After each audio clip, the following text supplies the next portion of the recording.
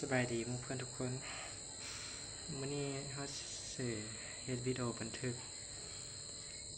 60วินาทีเฮาก็บ่ฮู้ดอกว่าสิบันทึกเกี่ยวกับอิหยังแต่ก็บันทึกให้ตัวเองเบิ่งนั่นแหละมื้อนี้ก็เป็นมื้อวันที่20เดือน10 2025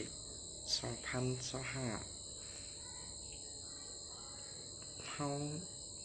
แม่นแนะนำตัวเองเฮาแม่นชื่อเพชรบุญคำวงศ์วิไลตอนนี้ก็